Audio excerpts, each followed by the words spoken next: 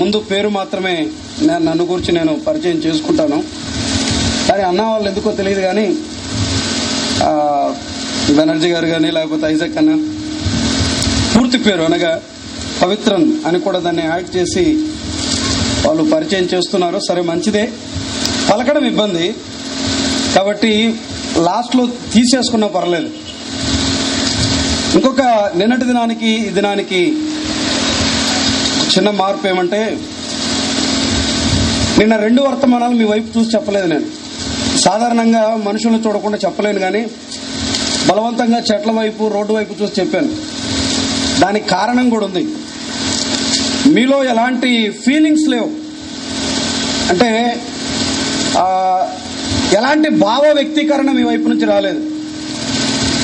అది నిన్నటి దినాన నేను గమనించినటువంటి సంగతి.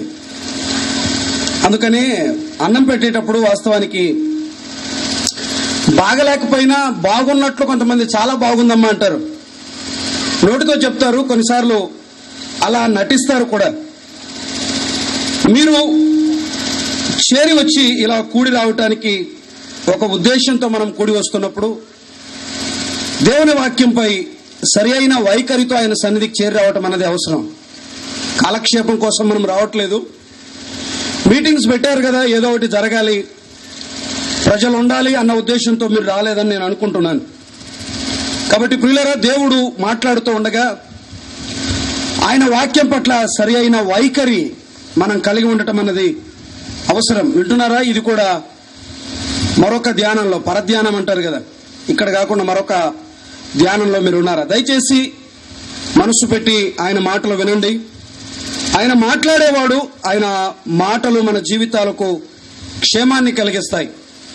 ఆయన సన్నిధికి చేరిన ప్రతిసారి సరి అయిన వైఖరితో ఆయన సన్నిధికి చేరి రావటం అన్నది మన ఆత్మ సంబంధమైన జీవితాలకు క్షేమాన్ని కలిగిస్తుంది. సరే, ఈ మధ్యాహ్న కాలం వేళ దేవుని వాక్యాన్ని ధ్యానం చేద్దాం. నిన్నటి కంటే కొంచెం చల్లబడింది వాతావరణం, కాబట్టి దయచేసి ప్రభు అనుకూలతను కలుగు చేశాడు.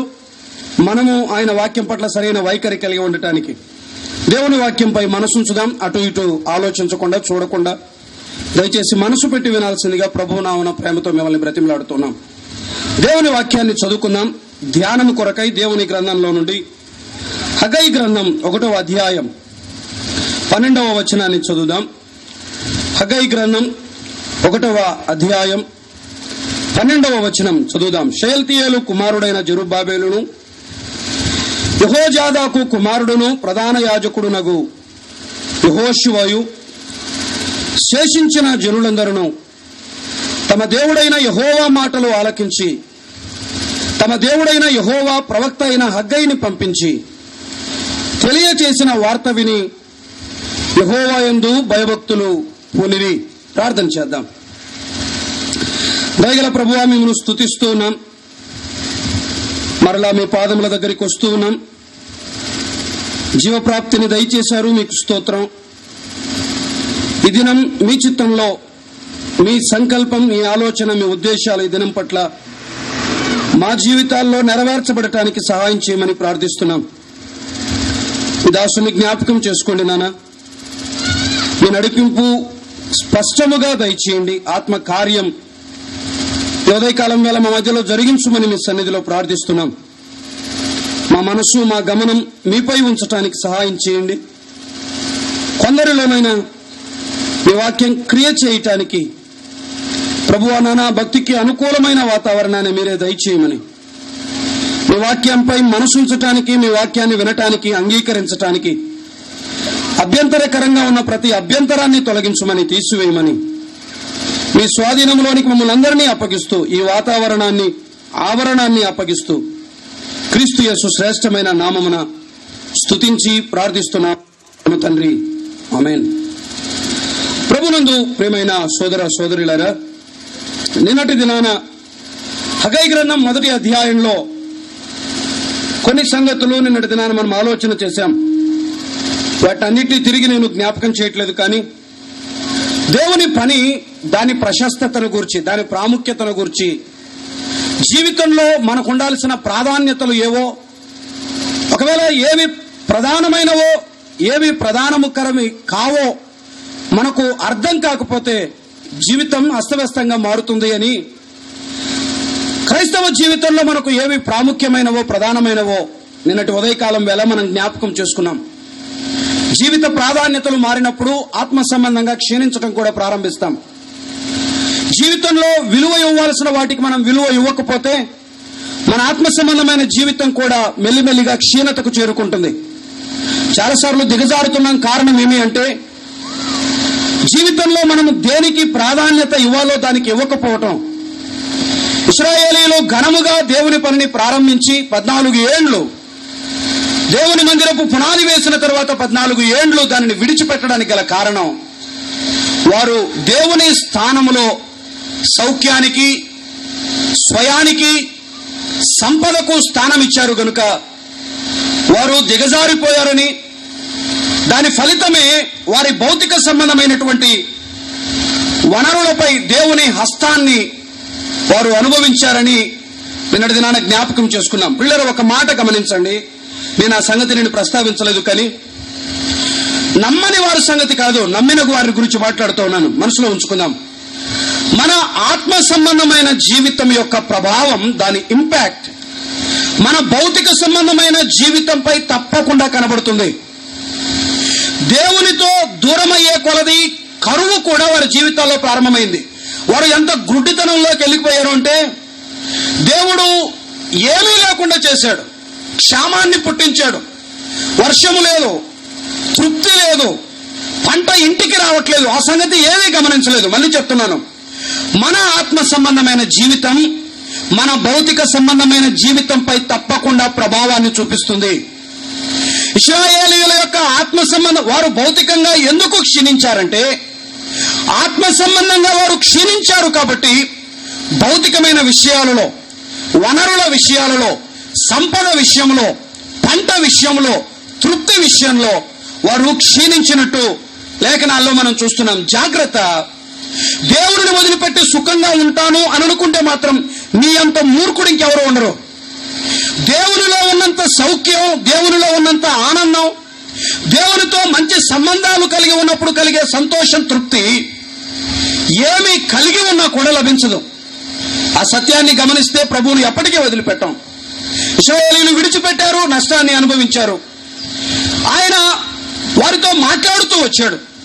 1వ అధ్యాయంలో హగ్గై గ్రంథం 12వ వచనంలో కూడా ఆయన మాట్లాడిన తరువాత, దేవుని వాక్యం వారి దగ్గరికి వచ్చిన తరువాత వారి వైఖరి ఎలా ఉందో మనం ఈ మధ్యాహ్న కాలం వేళ ఆలోచన చేయబోతున్నాం. ఆ వచనం మరొకసారి చదువుకొని ముందుకు వెళ్దాం. చూడండి, 12వ వచనం చదువుతున్నాను. షేల్తీయేలు కుమారుడైన జెరుబ్బాబేలును, యెహోజాదాకు కుమారుడును, ప్రధాన యాజకుడునగు యెహోషువయు, శేషించిన జనులందరూ తమ దేవుడైన యెహోవా మాటలు ఆలకించి, తమ దేవుడైన యెహోవా ప్రవక్త అయిన హగ్గయిని పంపించి తెలియచేసిన వార్త విని యెహోవా యందు భయభక్తులు పూనిరి. దేవుని వాక్యం, దేవుని పని, దాని ప్రాముఖ్యత అర్థం కావాలి. 2వ భాగంలో దేవుని వాక్యం, దాని ప్రశస్తత అక్కడ మనకు అర్థమవుతుంది. దేవుని వాక్యం మన భక్తి జీవితాల్లో ఎంత ప్రశస్తమైనదో, దాని యొక్క విలువ, దాని అమూల్యత మనకు అర్థమైతే మన జీవితాలు ఇంత దరిద్రంగా ఉండవు. అది వాస్తవం ప్రియులరా.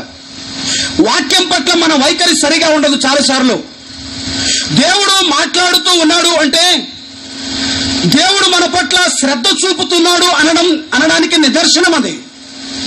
దేవుడు మాట్లాడుతూ ఉన్నాడు అంటే దేవుడు మనల్ని ప్రేమిస్తున్నాడు అనడానికి ఒక రుజువు అది. ఇశ్రాయేలీయుల కాలంలో, న్యాయాధిపతుల కాలంలో, ఇశ్రాయేలీయులు చీకటి కాలం అది. వాస్తవానికి ఎవడి ఇష్టానుసారంగా వాడు ప్రవర్తిస్తున్నాడు. సమూయేలు 1వ గ్రంథం 3వ అధ్యాయం 1వ వచనంలో మనం చూస్తే, దేవుని వాక్యం ప్రత్యక్షమగుట అరుదు అని ఉంది. వింటున్నారా? దేవుని వాక్యం ప్రత్యక్షమగుట ఆ దినములలో అరుదు. దేవుడు ఎందుకు మాట్లాడడం మానివేశాడు? ఆయన ఎందుకు మాట్లాడడం మానివేశాడు అంటే వినేవారు వినటం మానివేశారు. ఆయన కొన్ని ఏళ్ళు మౌని అయిపోయాడు. దేవుని వాక్యం ఎవరికి ప్రత్యక్షపరచబడలేదు ఆ దినాల్లో. నీవు మౌనంగా ఉంటే ఆయన మాట్లాడతాడు, ఆయన మాట్లాడతాడు, ఆయన మాట్లాడతాడు, మాట్లాడతాడు. కొంతకాలానికి దేవుని వాక్యపు కరువు నీ బ్రతుకులు అనుభవిస్తావు. దేవుని వాక్యం విలువ అర్థం చేసుకోండి. ఆయన మాట్లాడుతున్నాడు మనతో అంటే ఆయన మన పట్ల కృప చూపుతున్నాడు, ప్రేమిస్తున్నాడు, ఆయన మన పట్ల శ్రద్ధను కనపరుస్తున్నాడు అని అర్థం. బ్రతుకులు బాగోలేకపోయిన ఆయన మాట్లాడతాడు. జీవితాల్లో దారి తప్పిపోయి ఆయన మాట్లాడుతున్నాడు. ఈ మధ్యాహ్న కాలం వేళ నీ స్థితి, నీ స్టేటస్ ఏమో నాకు తెలియదు. నువ్వు ఎలా ఉన్నా కూడా ఆయన నీతో మాట్లాడడానికి ఇష్టపడుతున్నాడు. ఆయన మాట్లాడుతూ ఉండగా ఆయన మాట పట్ల సరి అయిన వైఖరిని మనం కలిగి ఉంటే మంచిది ప్రియులరా. దేవుని వాక్యం ఎంత విలువైనదో మనకు అర్థం కావాలి. ఇశ్రాయేలీయులు దేవుని వాక్యం ప్రశస్తమైనదిగా భావించారు. యెహోవా హగ్గయిని పంపించి తెలియజేసిన వార్త విని వారు రెస్పాండ్ అయ్యారు. ఆయన మాట్లాడినప్పుడు స్పందించారు. ఆయన మాట్లాడినప్పుడు ఆయన వాక్యానికి విధేయత చూపారు. ఉందా నీలో ఆ స్పందన? ఎన్ని మార్లు మాట్లాడినా చలనము లేని బ్రతుకు. ఎన్ని మార్లు ఆయన పదే పదే ఒకే విషయాన్ని మనతో మాట్లాడుతున్నా చాలాసార్లు మన వైపు నుంచి ఎలాంటి స్పందన కనిపించదు. చాలా మంది జీవితాల్లో ఈ అలవాటు మనం చూస్తాం. దేవుడు మాట్లాడుతున్నప్పటికీ వారి జీవితాల్లో ఎలాంటి స్పందన మనకు కనిపించదు. దేవుని వాక్యం ఎంత విలువైనది అంటే ఒక రెండు మాటలు నేను జ్ఞాపకం చేస్తాను చూడండి. దేవుని వాక్యం యొక్క ప్రశస్తత ఒక్కసారి ముందుగా వాక్యము లోపలికి వెళ్ళక ముందు మనం ఆలోచన చేస్తూ వద్దాం. 138వ కీర్తన 2వ చరణం చదువుదాం. 138:2. నీ పరిశుద్ధాలయం తట్టు నేను నమస్కారం చేయుచున్నాను. నీ నామం అంతటి కంటే నీవు ఇచ్చిన వాక్యమును నీవు గొప్ప చేసి ఉన్నావని అన్నాడు. వింటున్నారా? దేవుడు దేనిని గొప్ప చేశాడు? తన నామము కంటే వాక్యాన్ని ఆయన గొప్ప చేశాడు. నామము కంటే ఆయన వాక్యాన్ని ఘనపరచాడు. దేవుడు వాక్యాన్ని అత్యంత విలువైనదిగా భావించాడు. నీకు లెక్కలేదు. ఆయన మాట్లాడుతుంటే మన చాలా అభ్యంతరకరంగా ఉంటుంది పిల్లల. కొన్నిసార్లు ఆయన సన్నిధిలో మన బిహేవియర్, ఆయన మాట్లాడుతున్నప్పుడు మన స్పందన చాలా అభ్యంతరకరంగా ఉంటుంది. మన యాటిట్యూడ్ సరిగా ఉండదు. ఆయన వాక్యాన్ని గొప్ప చేశాడు. వాస్తవానికి ఇది భాగ్యం.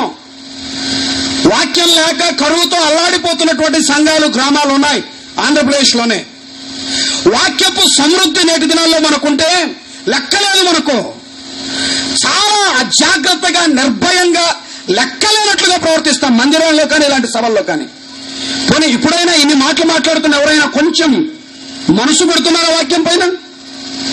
కాలక్షేపం కోసం, సరదా కోసం రాలేదు అంత దూరం నుంచి మేము. మీరు కూడా ఏ పని లేక వచ్చిన వాళ్ళు కూడా కాదు. వచ్చిన ఉద్దేశాన్ని అర్థం చేసుకోండి. ఎందుకొరకు ఇక్కడ చేరి వచ్చాం? ఇంత ఖర్చు దేనికోసం? ఇంత ప్రయాస దేనికోసం? కొన్ని మాటలైన మనసులో పడాలి. ఇవి దేవుని వాక్యం తెల్ల పేపర్ల మీద ఉండే నల్లక్షరాలు కాదు.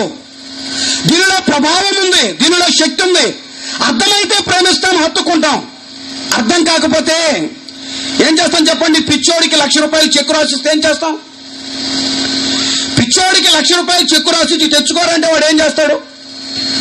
సామాన్యమైన పేపర్ గానే చింపేస్తాడు. వాక్యం, దేవుడు ఇంత విలువైన వాక్యాన్ని మన చేతిలో పెడితే మనం కూడా చాలాసార్లు పిచ్చోని మాదిరి మన ప్రవర్తన వాక్యం పట్ల సరిగా లేదు. నువ్వు ఎన్ని కోట్ల రూపాయల చెక్కు రాసినా కూడా వాడికి పిచ్చిగానే అనిపిస్తుంది.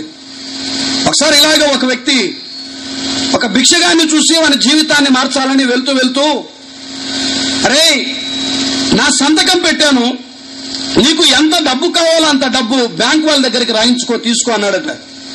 ఆయన వెళ్ళిపోయాడు. కొంతకాలం తర్వాత తిరిగి వచ్చాడు. అదే రోడ్లో ఆ భిక్షగాడు అక్కడే ఉన్నాడు. వెళ్ళి అడిగాడు, నేను నీకు ఇంత డబ్బు ఇచ్చాను కదా, ఇంకా ఎందుకు ఎక్కడ ఉన్నావు అంటే, నాకేమైనా పిచ్చి అనుకున్నావా సార్? భిక్షగాడినే కానీ నేను పిచ్చోడిని కాదు. ఒట్టి పేపర్ ఇచ్చి నీ దరిద్రత తీరుతుంది, నీ బీదరికం పోతున్నాను నన్ను నమ్మడం నేనేమన్నా పిచ్చోడు అనుకున్నావా? నేను వెళ్ళలేదు. నీ పేపర్ వద్దు, నీ ఆస్తి వద్దు, రూపాయి ఇవ్వు చాలు, నాకు ₹1 ఇవ్వు చాలు. ఈ పేపర్ నా పేదరికాన్ని ఏం మారుస్తుంది సార్ అని ఆ పేపర్ని తిరిగి అతని ముఖాన కొట్టాడట. చాలాసార్లు మన ఈ వాక్యం తప్ప అన్నీ కావాలి. ఏం కావాలి? ప్రభువా ఆ సహాయం చేయి, దేవా ఫలాని విషయంలో నువ్వు నాకు సహకరించు, దేవా స్వస్థత దయచేయి, దేవా ఉద్యోగం ఇవ్వు, దేవుని దగ్గర నుండి ఏవైనా ఆశిస్తున్నాం. వినండి పిల్లరా, అన్నిటికంటే దేవుడు అత్యంత విలువైనదిగా భావించింది దేవుని వాక్యాన్ని. భక్తుల అనుభవాల్లో కూడా చూడండి, భక్తుడైన పేతురు తన పత్రికలో రాస్తూ ఆయన మాట్లాడిన మాటను జ్ఞాపకం చేసుకుందాం. పేతురు రెండవ పత్రిక 1వ అధ్యాయం 17వ వచనం నుండి మనం చదువుదాం. 17వ వచనం నుండి 2వ పత్రిక 1:17. ఆయన మహాత్యమును మేము కన్నులారా చూచిన వారమై తెలిపితిమి. ఈయన నా ప్రియకుమారుడు, ఈయన యందు నేను ఆనందించుచున్నాను అను శబ్దము మహాదివ్య మహిమ నుండి ఆయన యొద్దకు వచ్చినప్పుడు తండ్రి అయిన దేవుని వలన ఘనతయు మహిమయు ఆయన పొందగా చాలు. ఇది అనుభవం మనం ఎరుగుదాం. రూపాంతరపు కొండపై ప్రభు అయిన యేసుక్రీస్తు వారు రూపాంతరం చెందినప్పుడు పరలోకం నుండి వచ్చినటువంటి ఆ వాక్యాన్ని విన్నారు. అసలు ఆ అనుభవం అతీతమైనది. ఆ అనుభవాన్ని వర్ణించడానికి వెనుకానిది. మహిమలో ఉన్న క్రీస్తును చూశారు. పరలోకం నుండి ఒక స్వరం వినబడింది, ఈయన నా ప్రియ కుమారుడు, ఈయన యందు నేను ఆనందిస్తున్నాను అని. అది ఒక అద్భుతమైనటువంటి అనుభవం, గ్రేట్ ఎక్స్పీరియన్స్ అది వాళ్ళ లైఫ్ లో. అయితే పేతురు అంటున్నమాట, ఆ అనుభవాన్ని మేము చూచాము, విన్నాము. అయితే ఆ మాట అన్నాడు చూడండి, 19వ వచనం. 19 మరియు ఇంతకంటే స్థిరమైన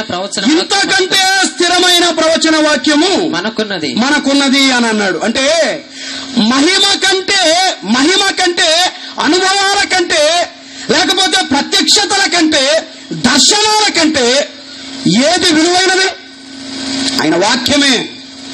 అర్థం కావట్లేదు. దర్శనాలు కావాలి, వెలుతురు కనపడాలి, స్వస్థతలు కావాలి, అద్భుతాలు చేయాలి, ఆశ్చర్య కార్యాలు చేయాలి. మన ఎక్స్పెక్టేషన్ దేవుని వైపు నుండి ఒకటి, నీవు కోరుకున్నట్టు ఆయన మాట్లాడతాడా? ఆయన దేన్ని కనపరిచాడు అంటే ఆయన వాక్యాన్ని గొప్ప చేశాడు. భక్తులు దేనిని విలువైనదిగా భావించారు? వారు పొందిన మహిమ కంటే, వారు పొందినటువంటి అనుభవం కంటే ఏది స్థిరమైనది, ఏది లక్ష్యముంచాల్సింది పొందినటువంటి దర్శనాలపై కాదు. నాకు దేవుడు దర్శనమయ్యాడు, వెలుగు కనిపించింది, రాత్రి వేళ దేవుడు ఏదో నాపై నీళ్లు చిలకరించాడు, నన్ను కదిలించాడు, నన్ను తట్టి లేపాడు. అనుభవాల కొరకు ఎదురు చూస్తున్న వారు ఉన్నారు. ఆత్మ వచ్చినప్పుడు నేనేమో పలకాలి, మాట్లాడాలి, ఒక ఎక్స్పీరియన్స్ కావాలి, ఆ ఫీలింగ్ రావాలి, ఆ ఎమోషన్ రావాలని ఆ అనుభవాల కోసం పిచ్చి పిచ్చి పనులు చేసేవారు ఉన్నారు. భక్తులు చెబుతున్నమాట, దానికంటే స్థిరమైనది ఏది? దేవుని వాక్యం.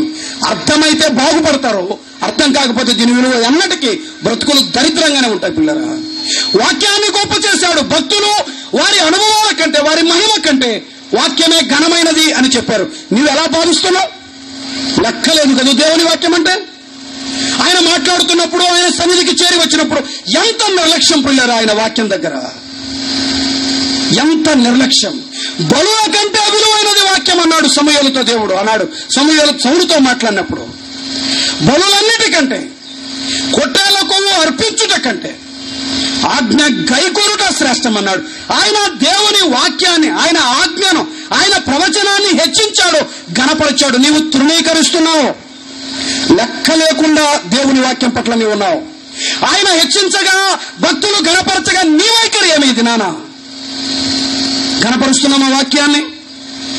సన్మానిస్తున్నామా వాక్యాన్ని? అందుకని ఆలోచన చేద్దాం. అదే హగ్గయి గ్రంథంలో వారు సరి అయిన వైఖరిని వాక్యము పట్ల కలిగి ఉన్నారు.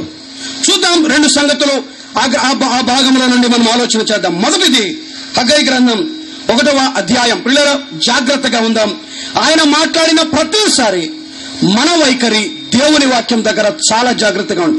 నీవు నీ ఇంటి దగ్గర నీ బుద్ధి పుట్టినట్టు ప్రవర్తించు.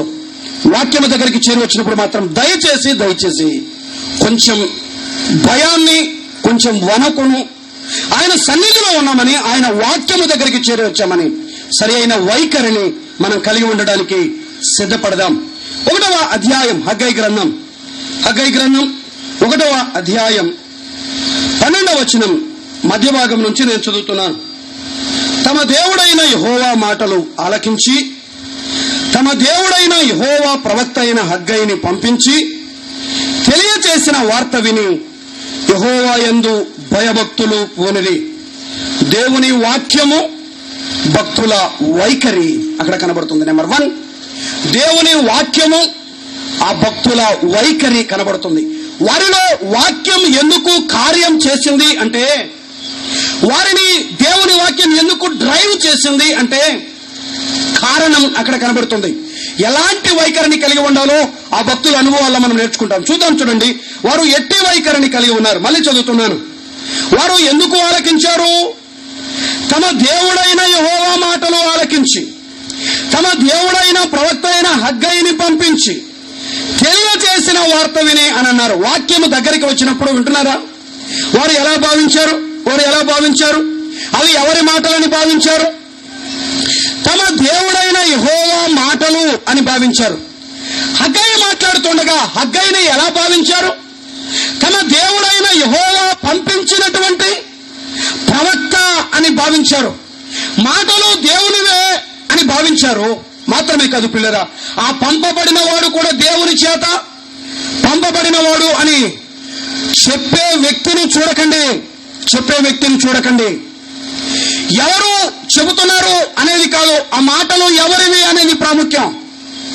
ఆయన ప్రవక్త అయిన హగ్గయి రాగా వారు హగ్గయిని దేవుని చేత పంపబడిన వాడు అని గుర్తించారు కనుక వాక్యం వారిలో కార్యం చేస్తుంది. వినండి, వాక్యం మనలో కార్యము చేయాలి అంటే మనము సరి అయిన వైఖరిని కలిగి ఉండాలి. వాక్యం మనలో కార్యము చేయాలంటే వాక్యం పట్ల మనము సరి అయిన వైఖరిని కలిగి ఉండాలి. మొదటిది, వర్తమానము దేవునిది అని నమ్మాలి. వర్తమానము దేవుడైన యెహోవాది అని నమ్మాలి. ఎవరి వాక్యం అని మీరు అనుకుంటున్నారు? వర్తమానం ఆయన చేత పంపబడినది. ఈ మాటలు ఎవరు అందిస్తున్నారు వాస్తవానికి? ఇప్పుడు ఆయనే. ఆయన చేత పంపబడిన వర్తమానం ఎవరితో? మనతో, మన కొరకై. నమ్మకంగా ఉన్నామా? పవిత్రత ఉందా? పొరపాట్లు చేస్తున్నాం. ఆయనకి ఇష్టలుగా జీవించలేకపోతున్నాం. నీవే. ఎందుకు మాట్లాడుతున్నాడో తెలుసా? ఈ వర్తమానం దేనికోసమో తెలుసా? ఆయన వర్తమానాన్ని మన దగ్గరికి పంపేవాడు. ఆ కన్సర్న్, ఆ శ్రద్ధను ఆలోచించండి. మన పట్ల దేవునికి ఉన్న శ్రద్ధను. వాక్యాన్ని మన యొద్దకు పంపేవాడు. వర్తమానం ఆయనది ప్రియులరా, వర్తమానం ఆయనది. ఆయన పంపించిన మాటలు ఇవి, ఆయన పంపించిన వర్తమానికులు వీరు అనే వైఖరి మన మనసులో ఉండాలి. అది కాక మరొక ఉద్దేశంతో దేవుని వాక్యాన్ని వింటే, మరొక ఆలోచనతో దేవుని వాక్యాన్ని ఉంటే కార్యం జరగదు. భక్తులైన పౌలు తెస్సలోనికకు వెళ్ళినప్పుడు వారు ఎలా స్పందించారో చూడండి. ఆ మాటలు ఒకసారి మనం చదువుదాం. తెస్సలోనికలకు రాసిన మొదటి పత్రిక 2వ అధ్యాయం 13వ వచనం చూడండి. 2వ అధ్యాయం 13వ వచనం. ఆ హేతు చేతను మీరు దేవుని గూర్చిన వర్తమాన వాక్యమును మా వలన అంగీకరించినప్పుడు మనుష్యుల వాక్యమని ఎంచక అది నిజముగా ఉన్నట్టు. ఆ మాట అది ఎవరి వాక్యమని ఎంచకూడదు. మనుష్యుల వాక్యమని ఎంచక అది నిజముగా ఉన్నట్టు దేవుని వాక్యమని దానిని అంగీకరించి గనుక అని అన్నాడు. వారు మనుషుల వాక్యము అని ఎంచలేదు. వారు ఎందుకు అంగీకరించారు అంటే అది మనుష్యుల వాక్యము అని ఎంచక నిజముగా ఉన్నట్టు దేవుని వాక్యము అని ఎంచారు. కాబట్టి వారి సాక్ష్యం పరిసర ప్రాంతాలలో వెల్లడి అయింది. వారు అకయ ప్రాంతమంతటా సువార్తను మోగించారు. పరిసర ప్రాంతాలలో మాదిరికరమైన సంఘంగా తెస్సలోనిక నిలవటానికి గల కారణం ఏమనగా, వాక్యము ఎప్పుడు వారి దగ్గరికి వచ్చినా అది మనుషుల వాక్యమని ఎన్నడూ వారు ఎంచలేదు. అది దేవుని వాక్యమని ఎంచి భావించారండి. దేవుని వాక్యమని ఎంచి భావించారు. నేడు మనకైతే భయం లేదులేండి. ఇశ్రాయేలీయులతో దేవుడు కొండ మీదకి, సీనాయి పర్వతం మీదకి దిగి వచ్చినప్పుడు, ఆయన మాటలు మోషేతో మాట్లాడుతున్నప్పుడు ఆ ఉరుముల శబ్దానికి, ఆ అగ్నికి ఇశ్రాయేలీయులు వణికారు, గజగజ వణికారు. ఆనాడు వాక్య ప్రత్యక్షతను ఎవరూ సమీపించలేకపోతుండగా దేవుడు తన కుమారుని ఈ లోకానికి పంపి ఆయన మనకు ఇట్టి శ్రేష్టమైన వాక్యాన్ని వాక్యము శరీరధారిగా ఈ లోకానికి వచ్చి రక్షణనిచ్చి అట్టి శ్రేష్టమైన దివ్య వాక్యాన్ని మన చేతిలో పెడితే తన నిర్భయం మనకు. ఆ వాక్యాన్ని ఎలా అంగీకరిస్తున్నాం మనం? మనుషుల వాక్యమని ఎన్నడూ ఎంచకూడదు సుమా. దుర్బోధలు ఉన్నాయి, కాదని లేదు, దాని జోలికి తర్వాత వద్దాం. దేవుని దాసులు మాట్లాడుతుండగా అది మనుష్యుల వాక్యమని ఎంచక, మీకు తెలియదేం కాదు, ఈ రోగం మాత్రం పోదు. ఎన్ని వర్తమానాలన్నా చెప్పేవాడిని బట్టి మన రెస్పాన్స్ ఉంటుంది చాలాసార్లు. సరేలేండి, వాస్తవానికి సత్యాన్ని చెప్పినప్పుడు దుర్బోధలు కాక సత్యాన్ని ఎక్కడ ప్రకటించినా కూడా వైఖరి జాగ్రత్త. అది మనుష్యుల వాక్యమని ఎంచక నిజముగా ఉన్నట్టు దేవుని వాక్యమని వారు ఎంచారు. సరి అయిన వైఖరి అవసరం, సరి అయిన వైఖరి అవసరం. మాత్రమే కాదు, వర్తమానము దేవునిది. రెండవది చూడండి, వారు చేసినటువంటి పని. 1వ అధ్యాయం 12వ వచనం, హగ్గయి గ్రంథం 1వ అధ్యాయం 12వ వచనం మధ్యలో చదువుతున్నాను. తమ దేవుడైన యెహోవా ప్రవక్త అయిన హగ్గయిని పంపించి తెలియచేసిన వార్త విని యెహోవా యందు భయభక్తులు పూనిరి. 13వ వచనం చూడండి. అప్పుడు యెహోవా దూత అయిన హగ్గయి యెహోవా తెలియచేసిన వార్తను బట్టి జనులకు ప్రకటించినదేమనగా. ఏమి ప్రకటించాడు హగ్గయి? వింటున్నారా అమ్మా? వింటున్నారా? ఏమి ప్రకటించాడు? యెహోవా ఏది తెలియచేశాడో దానిని ప్రకటించాడు. యెహోవా తెలియచేసిన వార్తనే ప్రకటించాడు. వర్తమానికులు సంగతి జాగ్రత్త. ప్రకటిస్తున్నది ఆయన తెలియచేసిన వర్తమానాన్ని ప్రకటించాలి. యెహోవా తెలియచేసిన వర్తమానాన్ని ప్రకటించారు. ఈ రోజుల్లో బోధకులు ఎలా తయారయ్యారంటే, యెహోవా తెలియచేసిన వర్తమానం ఉండదు. ప్రజల పరిస్థితిని బట్టి, చుట్టుపక్కల ఉండేవారి సాక్ష్యాన్ని బట్టి, ఎవరో ఒకరు ఏదో ఒకటి మన చెవులో ఊదితే ఊదిన దాన్ని బట్టి వర్తమానం దేవుని దగ్గర నుండి కాక చాలాసార్లు పరిసరాల ప్రభావానికి లోనై చాలా సందర్భాలలో ప్రజలను తిప్పుకోవాలని, ప్రజలకు ఆనందాన్ని కలిగించాలని, ప్రజలలో ఏదో ఒక తృప్తిని కలిగించాలని ఒక 3 గంటలు ఫుల్ ఎంటర్టైన్మెంట్ అన్నమాట. సినిమా బదులు కూర్చుంటే సరిపోతుంది అంతే. ఆడ 3 అవర్స్, ఈడ 3 అవర్స్ హ్యాపీగా ఎంజాయ్ చేసుకోవచ్చు. ప్రశాంతంగా కడుపుబ్బా నవ్వి ప్రశాంతంగా వెళ్ళి పడుకోవచ్చు. 4 పిట్టకథలు, ఒక 4 జోకులు చెప్తే ఇంటర్నేషనల్ స్పీకర్, అంతే కదా. కావాల్సింది ఎవరు? కావాల్సింది ఎవరు? ఎవరు కావాలి? అంతర్జాతీయ ప్రసంగికులు కావాలి. ఏం చెప్తారు? కరెక్ట్ 4 కథలు ఉంటాయి, మీరు చూడండి కావలిస్తే. ఒక్క వాక్యాన్ని చదువుతారు. నేను చూశాను ఆ మధ్యలో కాయన్ని బైబిల్ పట్టుకొచ్చాడు, బైబిల్ అలాగే మూసిపెట్టాడు. మీకు తీసే ఓపిక లేదు కానీ, నాకు తీసే ఓపిక లేదు కానీ, మీకోసం ఒక వచనం జ్ఞాపకం చేస్తానని 103వ కీర్తన పిల్లలు కూడా చెప్తాడు. నా ప్రాణమా యెహోవాను సన్నుతించుము, నా అంతరంగమునున్న సమస్తమా ఆయన పరిశుద్ధ నామమును సన్నుతించుము అనే మాట పట్టుకొని ఎక్కడ ప్రారంభించాడో తెలియదు, ఎక్కడికి పోయాడో తెలియదు. మొత్తం వేదిక అంతా కలిగ తిరుగుతూ ఖచ్చితంగా లెక్క పెడితే పిట్టకథలు కొన్ని, జోక్స్ కొన్ని అన్ని కలిపి వెరసి 1.5 గంటల వర్తమానాన్ని ముగిస్తే తర్వాత పబ్లిక్ వాయిస్ ఆయనకు సంబంధించినటువంటి వ్యక్తులు వచ్చి రికార్డ్ చేసుకోవడానికి మీ అభిప్రాయం ఏమి ఈరోజు వర్తమానంపై? అప్పుడు వారి అభిప్రాయాన్ని చెప్తారు. దినకరన్ గారు ఉండేవారు. దినకరన్ గారి తర్వాత అంత ప్రభావితమైనటువంటి వర్తమానం కూడా ఆంధ్రప్రదేశ్లో ఈయననే చూశాం. ఒక ఆయన సాక్ష్యం. ఎవరు కావాలి? ఎవరి కోసం మనం ఎదురు చూస్తున్నాం? ఎవరి కోసం ఎవరిని కోరుకుంటున్నాం? ఒకసారి ఆలోచన చేయండి. పిల్లరా, చెప్పేవారికి బుద్ధి లేదు, మిగతాది మీరే భర్తీ చేసుకోండి. ఎంత విచిత్రం! ఏం కావాలి? ఏమి ఆశించి ఆయన సన్నిధికి వస్తున్నాం? ఆయన తెలియచేసిన వర్తమానాన్ని బట్టి. ఆయన ఏమి తెలియచేశాడో అదే. ఒక మాట చూడండి, కొరింథీ పత్రికకు వద్దాం. కొరింథీయులకు రాసిన మొదటి పత్రిక 2వ అధ్యాయం 3వ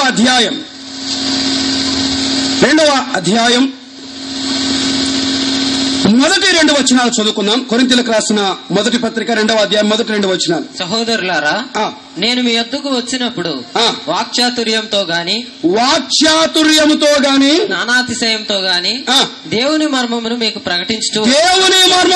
ప్రకటించుచూ వచ్చిన వాడును కాను. నేను యేసుక్రీస్తును అనగా సిలువ వేయబడిన యేసుక్రీస్తును తప్ప మరి దేనిని మధ్య నెరుకుందని నిశ్చయించుకుంటేనే అని అన్నాడు. వారి ఎక్స్పెక్టేషన్స్ వేరు. వారికి ఏం కావాలి? వారు వాక్చాతుర్యం కావాలని కోరుకున్నారు. వారు జ్ఞానం కొరకై ఆశించారు. కింద ఆ మాట అన్నాడు చూడండి, 1వ అధ్యాయం. వారి యాటిట్యూడ్ ఎలా ఉందో చూడండి. 1వ అధ్యాయం 22వ వచనం. యూదులు సూచక్రియలు చేయమని అడుగుతున్నారు. గ్రీసు దేశస్థులు జ్ఞానమును వెదుకుతున్నారు. అయితే మేము సిలువ వేయబడిన క్రీస్తును ప్రకటించుతున్నాం. ప్రజల కోరిక మేరకు వర్తమానాలా? ప్రజలకు ఇంట్రెస్ట్ కలిగించడానికి వర్తమానాలా? వింటే విను, వినకపోతే వినకపో. దేవుడు ఏది తెలియచేశాడో అదే వర్తమానం ఇక్కడ ప్రకటించబడుతుంది. దేవుడు ఏ వర్తమానాన్ని ఉంచాడో అదే వర్తమానం ఇక్కడ తెలియచేయబడుతుంది. 70 మంది, 200 మంది, 300 మంది వస్తే 300 మంది వినకపోయినా పర్వాలేదు. 3 మనసుల్లో సత్యం నాటబడితే చాలు. యూదులేమో సూచక్రియలు అడుగుతున్నారు, గ్రీసు దేశస్తులు ఏమో జ్ఞానాన్ని వెతుకుతున్నారు. జ్ఞానం చెప్పాలా ఆయన? పౌలు సూచక్రియలు చెప్పాలా ఆయన? సూచక్రియలు చెప్పాలా పౌలు? ఏమి చేయాలి? ఏమి అడుగుతున్నారు వారు అడిగినది ఈయన వారికి అందించలేదు. వారు అడిగింది నేను ఇవ్వలేదు అన్నాడు. మరి ఏం చేస్తానన్నాడు? ఆయన చేస్తానన్నది నేను క్రీస్తును ప్రకటించుతున్నాను అన్నాడు. పిల్లరా, ఉదయకాలం వేళ ఆలోచన చేద్దాం. దయచేసి వినండి. మనము కోరుకున్నట్లు, మనము ఆశించినట్లు, మన ఉద్దేశాల కొరకు, మన ఆలోచనల కొరకు, మన అభిష్టాలకు అనుగుణంగా వర్తమానాన్ని ఆశించకండి. ఉన్నారు లేండి చెప్పేవారు. జ్ఞానాన్ని, ఈలోక జ్ఞానాన్ని కలగలిపి వర్తమానాన్ని దేవుని దగ్గర నుండి పొందకుండా అసలు సిద్ధపాటే లేకుండా వచ్చి ప్రసంగించే ప్రసంగికులు, బోధకులు ఉన్నారు. వారి సంగతి మనం మాట్లాడట్లేదు. ప్రజల కోరిక మేరకు వర్తమానాలు ఉండవు. ప్రజల అభిరుచుల మేరకు వర్తమానాలు ఉండవు. వర్తమానం ఆయన తెలియచేసిన వర్తమానం, ఆయన హృదయాలను ఎరిగి మాట్లాడే వర్తమానమే ఉంటుంది. జోకులు కావాలంటే వీళ్ళు సినిమా కూడా చూడొచ్చు. పెట్టకథలు కావాలంటే పుస్తకాలు చదవచ్చు. దేవుడు ఒక మాట పిల్లరా, సరే ఎప్పుడైనా ఆ హాస్యం ఎక్కడో ఒక చోట ఉంటే తప్పేం లేదు. అదే పనిగా సిద్ధపాటు కూడా అదే కోణంలో ఉంటుంది. ఒక దైవ సేవకుడు ఇంటర్నెట్ లో సెర్చ్ చేస్తా ఉన్నాడు. కరెక్ట్ అదే సమయంలో నేను వెళ్ళాను. ఆయన సెర్చ్ చేస్తుంది దేనితో తెలుసా? తెలుగు హాస్యం అనే బ్లాగ్ ఓపెన్ చేశాడు. తెలుగు హాస్యం అనే బ్లాగ్ ఒకటి ఓపెన్ చేశాడు. మీరు కూడా ఓపెన్ చేయండి, దొరుకుతాయి. ఆ తెలుగు హాస్యం అనే బ్లాగ్ లో చిన్న చిన్న కథలు ఉన్నాయి, నవ్వించే కథలు. ఎందుకన్నా ఇది అంటే, మనవాడు కాదులేండి, బంధువు అవుతాడు అతని.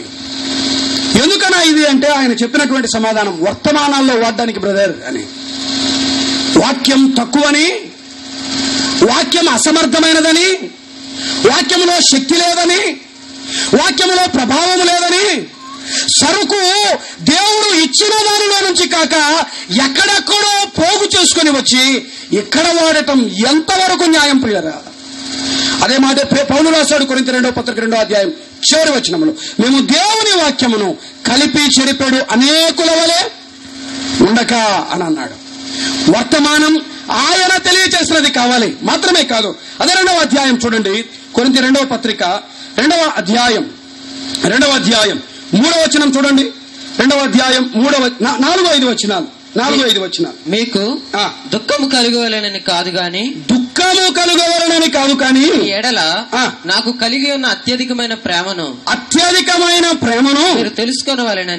బ్రదర్, కొరింథీ మొదటి పత్రిక 2వ అధ్యాయం 4-5 వచనాలు.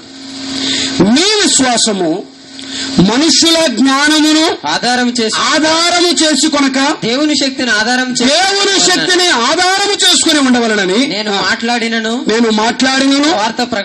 సువార్త ప్రకటించినను ఆ ముక్క పట్టుకోండి, జ్ఞానయుక్తమైన తీయని మాటలను వినియోగించక పరిశుద్ధాత్మయు దేవుని శక్తియు కనుపరచు దృష్టాంతములని వినియోగించితిని అని అన్నాడు. వీరు రుజువులు చూపిస్తే, వీరు వాక్చాతుర్యంతో జ్ఞానంతో అలా ఇలా తిప్పి మాట్లాడితే ప్రజలకు విశ్వాసం కలుగుతుంది అని పౌలు భావించలేదు. విశ్వాసాన్ని కలిగించేది మనుషుల జ్ఞానంతో మాట్లాడే మాటలు కాదు. అనేక మంది విశ్వసించారు. ఎందుకో తెలుసా? మనుషుల జ్ఞానమును ఆధారం చేసుకుని అనేక మంది విశ్వాసం ఉంచారు. మన విశ్వాసం మనుషుల జ్ఞానమును ఆధారం చేసుకుని ఉండకూడదు. అంటే దాని అర్థమేమి అంటే, తమ జ్ఞానముతో బోధన చేస్తున్నారు. తమ జ్ఞానాన్ని, సత్తువను, తెలివిని, తమకున్నటువంటి ప్రావీణ్యతలంతా ఉపయోగించి వాక్యాన్ని పక్కన పెట్టి సొంత మాటలు వినియోగించి ఆత్మను సంపాదించేవారు, ప్రజలను తమ వెంట తిప్పుకునేవారు ఉన్నారు. వారు ఎందును బట్టి విశ్వాసం ఉంచారో తెలుసా? వారి విశ్వాసం దేనిపైన తెలుసా? మనుషుల జ్ఞానమును ఆధారము చేసుకుని విశ్వసించిన వారు. కానీ పౌలు రాస్తూ అన్నాడు, నేను ఎన్నడూ తేని మాటలు వాడలేదు, ఎన్నడూ వాక్చాతుర్యాన్ని వాడలేదు, దేవుని శక్తిని, పరిశుద్ధాత్మ ప్రభావాన్ని కనపరిచే దృష్టాంతాలను వినియోగించానన్నాడు. పిల్లరా, నమ్మకమైన బోధ, నిర్మలమైన బోధ, జీవితాలలో దేవుని వాక్యము కార్యము జరిగించే శ్రేష్టమైన బోధ ఏదో, అపవిత్రమైన బోధ ఏదో, కలిపి చెరిపడి బోధ ఏదో, మేలు కలిగించే వర్తమానం ఏదో, తాత్కాలికమైన భావోద్వేగాలు కలిగించే వర్తమానం ఏదో తెలివి పెట్టి కొంచెం వివేచించి ఆలోచించి వినండి. ఉదయం 7 నుంచి రాత్రి 11 గంటల వరకు టీవీ ఛానల్ ఓపెన్ చేసి శుభవార్తను, ఆరాధన చూస్తూ కూర్చోవడం కాదు. జాగ్రత్త, పాడు చేస్తారు వాళ్ళు. ఏది వింటున్నాం ఆలోచన చేయండి. ఆయన తెలియజేసిన వర్తమానాన్ని ప్రకటించారు. ప్రవక్త అయిన హగ్గయి చేసిన పని, ఆయన తెలియజేసిన వర్తమానాన్ని ప్రకటించారు. ఈ ప్రకటన కొందరికి బాధ కలిగించవచ్చు. ఇలా మాట్లాడుతున్నప్పుడు, దేవుని వాక్యం ఉన్నది ఉన్నట్టుగా ప్రకటించబడుతున్నప్పుడు కొందరికి ఆసక్తి కలిగించకపోవచ్చు. ఆ మాట చూద్దాం. చూడండి, ఇర్మియా గ్రంథంలో ఒక మాట జ్ఞాపకం వచ్చింది. ఆ వచనాన్ని 8వ అధ్యాయం 11వ వచనం చూద్దాం. ఇర్మియా గ్రంథం 8వ అధ్యాయం 11వ వచనం. సమాధానము లేని సమయమున సమాధానము అని వారు చెప్పుచు నా జనుల గాయమును పైపైన మాత్రమే బాగు చేయుదురు. వారు ఎవరు? లోక జ్ఞానాన్ని ఆధారము చేసుకుని కామెడీ షోలు చేసేవారు. రైట్, ఓకే, అది అలాగే ఉంచండి. 20వ అధ్యాయం అదే ఇర్మియా గ్రంథం 8వ వచనం చూడండి. 28. ఎలయనగా నేను పలుకున్నప్పుడల్లా బలాత్కారము జరుగుతున్నది, దోపుడు జరుగుతున్నది, ఎలుగెత్తి చాటింపవలసి వచ్చను అని అన్నాడు. వారేమో పైపైన గాయాలు బాగు చేస్తున్నారు, వారేమో పైపైన సమాధానాన్ని ప్రకటిస్తున్నారు, వారేమో పైపై సంగతులను బోధిస్తున్నారు. ఇర్మియా ప్రకటిస్తూ ఉండగా జనులు అపహాస్యం చేస్తున్నారు. ఉందా మాట? జనమల్లా యెహోవా మాట నాకు అవమానమును అపహాస్యమును హేతువాయను అని అన్నాడు. ఈయన ప్రకటించగా దోపుడు కలుగుతుంది, ఈయన ప్రకటించగా దేవుని ఉగ్రత దిగి వస్తుంది. ఉన్నది ఉన్నట్టుగా దేవుని వాక్యం ప్రకటిస్తుంటే హేళన చేశారు నాటి దినాన ఇర్మియాను. నేడైనంతే పిచ్చోళ్ల మాదిరి కనపడతాం చాలాసార్లు. మేము దేవుని వాక్యాన్ని ఎలా ప్రకటిస్తుంటే వెర్రి వాళ్ళ మాదిరి కనపడతారు చాలాసార్లు. ఉన్నది ఉన్నట్టుగా దేవుని వాక్యం, దేవుడు తెలియచేసిన వర్తమానం, ఆయన ఏమి అందించాడో, ఏమి ప్రకటించమన్నాడో, ఏది ప్రజలకు తెలియచేయమన్నాడో విన్నా వినకపోయినా, లక్ష్యము చేసినా లక్ష్యము చేయకపోయినా దేవుని దగ్గర నుండి వచ్చినటువంటి న్యాయమైన నిర్మలమైన బోధ ఉన్నది ఉన్నట్టుగా అందించాల్సిన బాధ్యత ఉంది. పిల్లరా, చెరిపేవారు ఉన్నారు, జ్ఞాపకం పెట్టుకోండి. దేవుని వాక్యాన్ని తిప్పి చెప్పేవారు ఉన్నారు, జ్ఞాపకం పెట్టుకోండి. తీయని మాటల చేత ప్రసంగించేవారు ఉన్నారు, జ్ఞాపకం పెట్టుకోండి. పిటకథలు చెప్పి నవ్వించి దేవుని సన్నిధిలో ఉన్న గాంభీర్యతను కోల్పోవడానికి కారకులవుతున్న వారు ఉన్నారు, జ్ఞాపకం పెట్టుకోండి. ఏది సరి అయిన బోధో, ఏది దేవుని దగ్గర నుండి వచ్చిన వర్తమానము వివేచించండి. బ్రతుకులు ఎందుకు మారట్లేదు? టన్నుల కొద్ది ప్రసంగాలు కొలతేస్తే కార్యం ఎందుకు జరగట్లేదు? కారణం ఒకటే, ఆయన తెలియచేసిన వర్తమానం. దేవుడైన యెహోవా ఏ వర్తమానాన్ని తెలియచేశాడో అదే వర్తమానం ఇక్కడ ప్రకటించబడాలి. మనుషుల కోరిక మేరకు, మనుషుల అభిరుచుల మేరకు, మనుషుల ఇచ్చల మేరకు, మనుషుల సంతోషము కొరకు, మనుషుల ఆనందము కొరకు వర్తమానికుడు ఉండకూడదు, వర్తమానాలు ఉండకూడదు. దేవుడు ఏది తెలియచేశాడో అదే వర్తమానమే ఉంటుంది.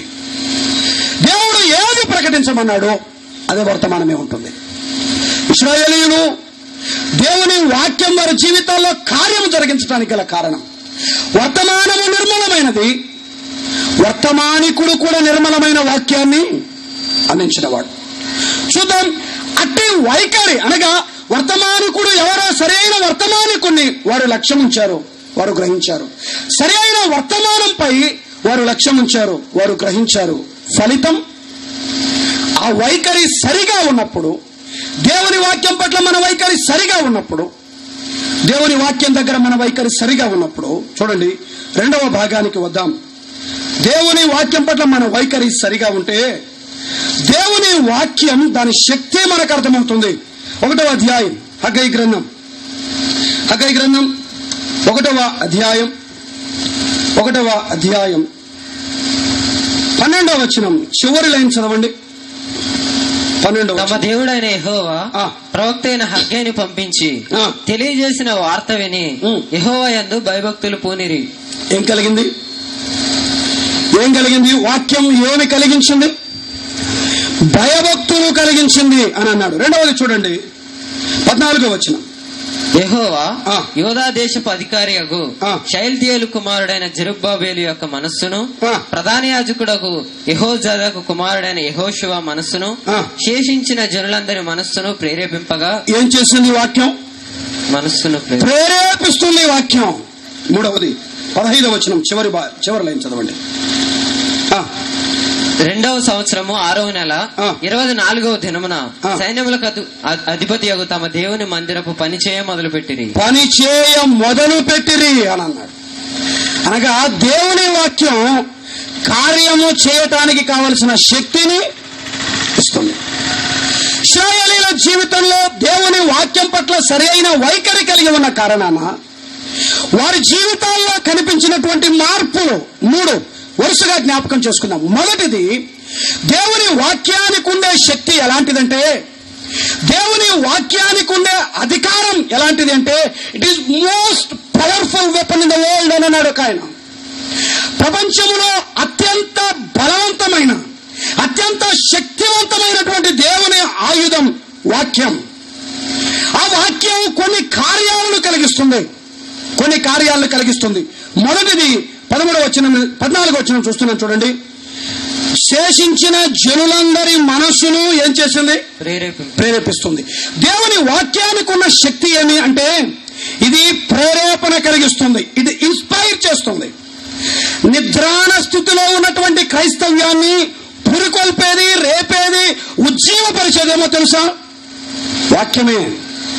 ఇది ప్రేరేపణ కలిగిస్తుంది, మనసులను రేపుతుంది వాక్యం. జీవితాలలో రేపబడటం లేదంటే, జీవితాల్లో మనసు ప్రేరేపించబడటం లేదంటే ఆయన కొరకై. కారణం ఏమో తెలుసా? వాక్యం పట్ల మన వైఖరి సరిగా లేదు. దేవుని వాక్యం ఏమైనా కార్యం చేస్తుందా?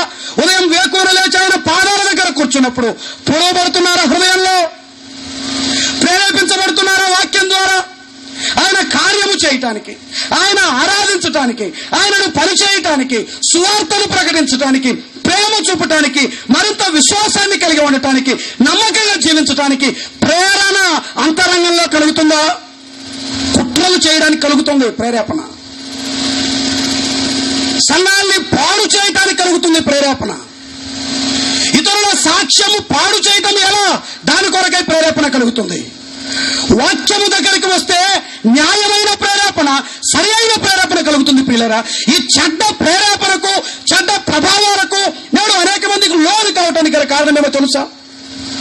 వాక్యము దగ్గరికి రాకపోవటం, వాక్యము దగ్గర సరి అయిన వైఖరి కలిగి ఉండకపోవటం.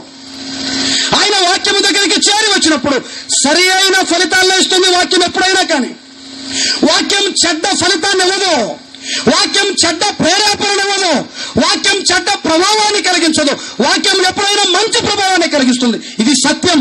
నీలో దుష్ప్రభావం ఉందంటే, నీలో చెడ్డ ప్రేరేపణ ఉందంటే కారణం నీవే.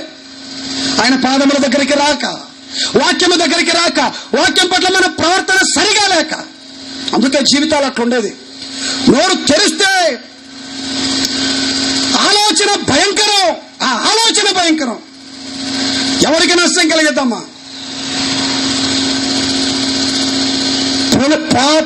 పాలిటిక్స్ లో ఉన్నటువంటి పొలిటికల్ లీడర్స్ అయినా కొంచెం నయమనిపిస్తుంది కొన్నిసార్లు కొంతమందిని చూస్తే. అంతకంటే నీచంగా మారిపోతున్నారు. ఎక్కడి నుంచి వస్తున్నాయి ఈ ప్రేరేపణలు? వాక్యం దగ్గరికి రాక ఎన్ని నెలలయ్యిందో, ఎన్ని సంవత్సరాలయ్యిందో. వాక్యం దగ్గరికి వచ్చిన వాడు ఎవరికైనా సరి అయిన ప్రేరేపణ కలుగుతుంది. ఒక వచనం చదువుదాం. రాజులు దినవృత్తాంతాలు 2వ గ్రంథం 36వ అధ్యాయం 22వ వచనం చూడండి. 36వ అధ్యాయం 22వ వచనం. పారసీకపు దేశ రాజైన కోరేషు ఏలుబడి యందు మొదటి సంవత్సరమున ఇర్మియా ద్వారా పలకబడిన తన వాక్యమును నెరవేర్చుటకై యెహోవా పారసీకపు దేశపు రాజైన కోరేషు మనస్సును ప్రేరేపింపగా. అన్యుడైన రాజు మనస్సు దేవుని వాక్యం ప్రేరేపించింది. అన్యుడైన రాజు మనస్సును దేవుని వాక్యం ప్రేరేపించింది. బానిసలుగా ఉన్న వారిని స్వతంత్రులుగా చేయటానికి సాధారణంగా ఏ రాజు ఇష్టపడడు? వాక్యం ఒక అన్య రాజును ప్రేరేపించింది. వాక్యం ఎవరి దగ్గరికి వెళ్ళినా, వాక్యం ఈ దగ్గరికి ఎవరు వచ్చినా వారి మనస్సులు ప్రేరేపించబడతాయి. రాజు మనస్సు ప్రేరేపించబడింది. రాజు మనస్సు ప్రేరేపించబడింది. ఆయన వాక్యము దగ్గరికి వచ్చినప్పుడు చూడండి, 20వ అధ్యాయం ఇర్మియా గ్రంథం 7వ వచనం. ఇర్మియా గ్రంథం 20వ అధ్యాయం 7వ వచనం చూడండి. 27 ఇర్మియా గ్రంథం 20వ అధ్యాయం 7వ వచనం.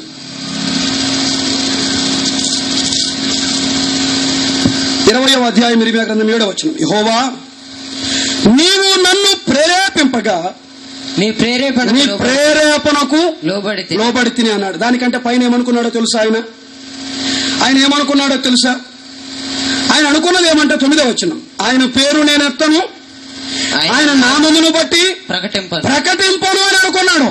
దేవా, నోరు తెరిస్తే శిక్షను ప్రకటించాలి కదయ్యా, నోరు తెరిస్తే తీర్పు వస్తుందని ప్రకటించాలి కదయ్యా, నోరు తెరిస్తే తూర్పు వైపు నుండి దేవుని ఉగ్రత వస్తుందని చెప్పాలి కదా.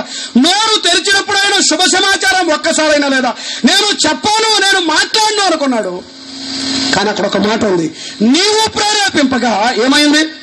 నీ ప్రేరేపణకు నేను లోబడితిని అని అన్నాడు. ఆయన ప్రేరేపించేవాడు. మన ఇచ్చను బట్టి మన బ్రతుకులు ఉండవు పిల్లరా, మన ఇచ్చను బట్టి మన బ్రతుకులు ఉండవు. ఎవరు బ్రదర్ నీ ప్రేరేపణ అంటే మహాత్మా గాంధీ అంటాడు ఒకడు. ఎవరు బ్రదర్ నీ ప్రేరేపణ, నీకు ఎవరు ఇన్స్పిరేషన్ అంటే ఫలాని వ్యక్తి అని మరొక ఆయన అంటాడు. వాస్తవానికి మన ఇన్స్పిరేషన్, మనకు ప్రేరేపణ కలిగించేది ఎవరు? ఆయన వాక్యమే. ప్రేరణ తగ్గిన ప్రతిసారి, ఉజ్జీవము తగ్గిపోయినప్పుడు, నిద్రానావస్థలోనికి మనం వెళ్ళినప్పుడు, ఆసక్తి తగ్గినప్పుడు ఏమీ చేయక్కర్లేదు. ఆయన వాక్యం దగ్గరికి వస్తే రేపబడతాం, ప్రేరేపించబడతాం. వాక్యం చదివితే నెమ్మదిగా ఉండలేదు సుమా, జాగ్రత్త. మీరు ఆలోచించండి. ఆయన వాక్యం దగ్గరికి వస్తే అది నెమ్మదిగా ఉండలేదు. అది ప్రేరేపిస్తుంది, అది ప్రేరేపిస్తుంది, అది బలవంతం చేస్తుంది. బాగా మాన్పబడిన గాయాన్ని సైతం తిరిగి రేపుతుంది. ఆయన వాక్యం ప్రేరేపిస్తుంది. సరి అయిన వైఖరి ఉంటే ప్రేరణ ఎప్పటికప్పుడు కలుగుతుంది. ప్రతిదినమైన వాక్యము చేత మన మనస్సులు ప్రేరేపించబడుతూ ఉంటాయి. చిన్న ప్రశ్న, ఈ అనుభవం పొంది ఎంతకాలమైంది? వాక్యము చేత ప్రేరేపణ పొందినటువంటి అనుభవం పొంది ఎంతకాలమైంది? హడావుడిగా 2 నిమిషాలు 5 నిమిషాలు తోచిన వాక్యం, బుద్ధి పుట్టిన వాక్యం చదువుకొని వెళ్ళిపోతున్నాం. ఆయన సన్నిధికి మాట్లాడడానికి, ఆయన మాట్లాడుతుండగా వినడానికి వచ్చిన కొన్ని సందర్భాల్లో మన మనసు ఇక్కడ ఉండట్లేదు, పూర్తిగా విస్మరిస్తున్నాం ఆయన సన్నిధిని. ప్రేరేపణ ఎందుకు లేదో తెలుసా? సరి అయిన వైఖరి లేదు. నాణ్యత, మళ్ళీ చెప్తున్నాను, నాణ్యత భక్తిలో తగ్గిపోవటానికి గల కారణం వాక్యము దగ్గర సమయం గడిపేవారు చాలా తక్కువైపోయారు. వాక్యము చేత ప్రేరేపించబడేవారు తక్కువైపోయారు. మనుషుల చేత ప్రేరేపించబడేవారు ఎక్కువ. పరిస్థితులను బట్టి ప్రేరేపించబడేవారు ఉన్నారు. పిల్లరా, సరి అయిన ప్రేరేపణ మనస్సుకు ఏది కలిగిస్తుంది అంటే ఆయన వాక్యమే. మొదటిది, వాక్యానికి ఉండే శక్తి, వాక్యానికి ఉండే అధికారం, ఇది మన మనస్సులను ప్రేరేపిస్తుంది. 14 ఏళ్ళు, వినండి బాగా అమ్మా, 14 ఏళ్ళు ఏ పని చేయక సుఖములో స్వయముతో సంపదతో మునిగి తేలిన ఇశ్రాయేలీయులను ఒక్క దినాన వాక్యం రేపింది. అందరూ కూడి వచ్చారు ప్రేరేపించబడి. బ్రతుకు మారదే, ప్రేరేపణ కలగదే. 5 ఏళ్ల క్రితం అదే బ్రతిక ఇప్పుడు ఆత్మీయత కనిపించదే. నిలువున కోస్తే అంతా శరీరతత్వమే. కారణమేమో తెలుసా? వాక్యం చేత ప్రేరేపించబడక. మొదటిది. రెండవది, వాక్యానికి ఉండే శక్తి, సరి అయిన వైఖరి కలిగి ఉంటే ఆ వాక్యము చేసే రెండవ కార్యం చూడండి. అదే 13వ వచనం చూడండి. 13వ వచనం హగ్గయి గ్రంథం. అప్పుడు యెహోవా దూత అయిన హగ్గయి యెహోవా తెలియజేసిన వార్తను బట్టి జనులకు ప్రకటించినదేమనగా, నేను మీకు తోడుగా ఉన్నాను. ఇదే యెహోవా వాక్కు. యెహోవా యోధా దేశపు అధికారియగు షయల్తీయేలు కుమారుడైన క్షమించండి, 12వ వచనం చూడండి. 12వ వచనం. తమ దేవుడైన యెహోవా ప్రవక్త అయిన హగ్గయిని పంపించి తెలియజేసిన వార్త విని యెహోవా యందు భయభక్తులు పూనిరి అని ఉంది. అంటే వాక్యం ఏం చేస్తుంది అంటే భయాన్ని, భక్తిని కలిగిస్తుంది. ఇది తెచ్చిపెట్టుకుంటే రాదు భయభక్తులు. ప్రభువా, ఇక నుంచి నేను భయభక్తులతో ఉంటాను. ఎక్కడి నుంచి వస్తుంది భయభక్తులు? నువ్వు పుట్టించుకుంటే నీకు భయభక్తులు వస్తాయా? నీ అంతకు నువ్వు అనుకుంటే భయభక్తులు వస్తాయా? చాలాసార్లు మన తీర్మానాలు కూడా గమ్మత్తుగా ఉంటాయి. ఎలా పుడుతుంది భయభక్తి? అంగట్లో దొరుకుతుందా? మనుషుల దగ్గర నుంచి తెచ్చుకోవచ్చా? మనం అనుకుంటే కలిగేది కాదు భయభక్తి. ఆయన వార్త వినగా వారికి ఏం కలిగింది? భయభక్తులు కలిగాయి. భయభక్తి లేదు అంటే వాక్యము దగ్గరికి రాకపోవడమే. వాస్తవంగా మన బ్రతుకుల్లో కనిపించే అత్యంత పెద్ద లోపం ఏమంటే భయభక్తులు లేకపోవడం. దేవుని సన్నిధిలో భక్తి తక్కువైపోయింది. దేవుడంటే భయము తక్కువైపోయింది. తెలుగులో ఎందుకో ఈ రెండుటిని దేవుడు కలిపి వాడాడు, భయము, భక్తి. ఈ భయాన్ని పుట్టించేది, భక్తిని పుట్టించేది ఏది? వాక్యమే. ఇప్పుడు నేను మాట్లాడుతున్నాను, ఈ పవర్ జనరేట్ అవుతుంది. పవర్ జనరేట్ అవడానికి మూలం ఎక్కడ? అక్కడ దూరాన జనరేటర్ ఉంది. ఆ జనరేటర్ లో డీజిల్ ఉంది. అక్కడి నుంచి పవర్ జనరేట్ అవుతుంది. మనలో భయము, భక్తి అనే ఈ శక్తిని పుట్టించేదేవో తెలుసా? వాక్యమే. వాక్యము దగ్గరికి రాగా భయము కలుగుతుంది దేవుడంటే. వాక్యము దగ్గరికి రాగా భక్తి కలుగుతుంది దేవుడంటే. ఒక వచనం చూడండి. యెహోషువ గ్రంథంలో ఒక అన్యురాలైన స్త్రీ మనకు కనబడుతుంది. యెహోషువ గ్రంథం 2వ అధ్యాయం. యెహోషువ గ్రంథం 2వ అధ్యాయం 9వ వచనం నుండి చూద్దాం. చూడండి 9వ వచనం. 2:9. యెహోవా ఈ దేశమును మీకు ఇచ్చుచున్నాడనియు మీ వలన మాకు భయం పుట్టుననియు మీ భయము వలన ఈ దేశ నివాసులందరికీ ధైర్యం చెడుననియు నేను ఎరుగుదును అన్నాడు. ఎందుకన్నది ఆ మాట? 10వ వచనం. మీరు ఐగుప్తు దేశముల నుండి వచ్చిన, చూస్తున్నారా బైబిల్స్ అమ్మా? మీ ఎదుట యెహోవా ఎర్ర సముద్రపు నీరుని ఎలాగూ ఆరిపోచేసెనో దాని తీరంనున్న అమోరీయుల ఇద్దరు రాజులైన సీహోనుకును ఓగుకును మీరు ఏమి చేసితురో అనగా మీరు వారిని ఎలాగూ నిర్మూలన చేసితురో సంగతి మేము ఆ సంగతి మేము వింటిమి. వినినప్పుడు మా గుండెలు కరిగిపోయాను అనింది. మా గుండెలు కరిగిపోయాను. వింటేనే మా గుండెలు కరిగిపోయాయి. మీ దేవుడు పైన ఆకాశమందును భూమి అందును దేవుడే. భయం కలిగింది వినగా. భయము లేదు వినకపోవటం వల్ల, వాక్యము దగ్గరికి రాకపోవటం వల్ల, వాక్యం పట్ల మన వైఖరి సరిగా లేకపోవటం వల్ల, వాక్యాన్ని అంగీకరించకపోవడం వల్ల భయము బొత్తిగా లేదు. గుండెని చేసుకొని చెప్పండి, ఎంతమంది దేవుడు అంటే భయం ఉంది ఇక్కడ? ఎంతమందికి ఆ సెన్స్ ఉంది? దైవ భయం అనేది ఎంతమందికి ఉంది? తక్కువ. ఆయనను గూర్చి వినగా గుండెలు కరిగిపోయాను. భయపడేవారు ఎంతమంది అండి? నువ్వు భయపడితే ఎందుకు ఆ ప్రవర్తన?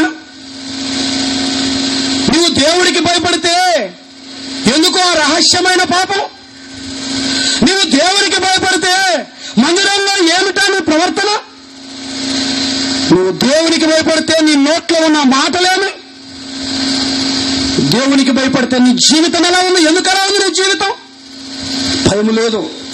భయము విడచి పాపము చేయటానికి తెగించి నేడు క్రైస్తవ లోకం చేస్తున్న పెద్ద పొరపాటు పిల్లరా. భయము లేదు. కారణమేమి? ఆయన వాక్యము దగ్గరికి రావట్లేదు. ఒక అన్యురాలు మొట్టమొదట ఆయనను గూర్చి వినగా గుండెలు కరిగిపోయాయి. ఆయన దేవుడు అని భయపడింది, గడగడ వణికింది. హెబ్రీ మంత్రసానులు భయపడ్డారు. వారు ఆయన ఎవరో ఎరుగుదురు. ఆయనను గురించి వినగా వారి జీవితాల్లో భయం కలిగింది. ఒక వచనం చూద్దాం. రాజులు 2వ గ్రంథం 11వ అధ్యాయం. రాజులు 2వ గ్రంథం 22వ అధ్యాయం 10వ వచనం చూడండి. చూస్తున్నారా బైబిల్స్? అమ్మ తిప్పండి. యాజకుడైన హిల్కియా నాకు ఒక గ్రంథము అప్పగించినని రాజుతో చెప్పి ఆ గ్రంథమును రాజు సముఖమందు చదివాను. కేవలము చదివారు. రాజు ధర్మశాస్త్రము గల ఆ గ్రంథపు మాటలు వినినప్పుడు బట్టలు చింపుకొనేను అని ఉంది. వర్తమానికులు లేరు. ఇంత వివరణాత్మకమైన ప్రసంగాలు నేడు లేవు. కేవలము వాక్యము వినగా ఏం కలిగింది? వారు బట్టలు చింపుకున్నాడు రాజైన యోషియా. హృదయంలో పశ్చాత్తాపము కలిగింది, లోతైన పశ్చాత్తాపం కలిగింది. చూడండి, ఆ మాట మనకు అక్కడే కనబడుతుంది. 13వ వచనం. మీరు పోయి దొరికిన ఈ గ్రంథపు మాటలను గూర్చి నా విషయములోను జనుల విషయములోను యోధావారందరి విషయములోను యెహోవా యొద్ద విచారణ చేయుడి. మన పితరులు తమ విషయంలో రాయబడి ఉన్న దానంతటి ప్రకారము చేయక ఈ గ్రంథపు మాటలను వినని వారైరి గనుక యెహోవా కోపాగ్ని మన మీద ఎంత అధికముగా మండుచున్నది అన్నాడు. పిల్లరా, ఆయన సన్నిధిని వాక్యము వినినప్పుడు హృదయాలు చింపుకుంటాం. నాడు బట్టలు చింపుకున్నాడు. లోతైన పశ్చాత్తాపాన్ని కలిగిస్తుంది వాక్యం. కేవలం చదివాడు. ఆ మాటలు వినగా లోతైన పశ్చాత్తాపం కలిగింది, భయము కలిగింది. అదే 19వ వచనం 20వ వచనంలో ఆ వర్తమానాన్ని మనం చూస్తాం. సరే, చదవకర్లేదు, జ్ఞాపకం పెట్టుకోండి. భక్తుల జీవితాలలో భయాన్ని పుట్టిస్తుంది, భక్తిని కలిగిస్తుంది వాక్యం. భయము భక్తిని పుట్టించే శక్తి వాక్యానికి మాత్రమే ఉంది. వాక్యము దగ్గర ఒక వ్యక్తి భయభక్తులు పూనుతాడు. ఉజ్జీవం ఆగిపోయి చల్లారిన స్థితిలో 14 ఏళ్లు దేవునికి దూరమైన ఇశ్రాయేలు జనాంగాన్ని భయభక్తులు పూనేలా చేసింది. హగ్గయి కాదు సుమా, దేవుని వాక్యం భయభక్తులు పూనేలా చేసింది.